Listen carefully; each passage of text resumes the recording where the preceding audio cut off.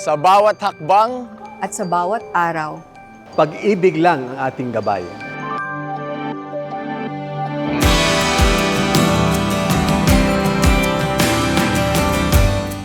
Ngayong Pasko, isulong natin ang pagkakaisa, pagtutulungan, pag-asa, at pag-ibig.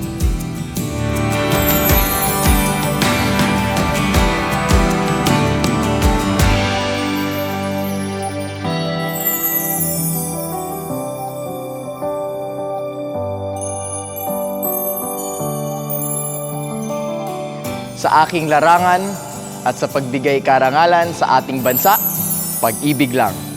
sa aking propesyon at sa pag-alaga sa kalusugan ng ating kababayan, pag-ibig lang.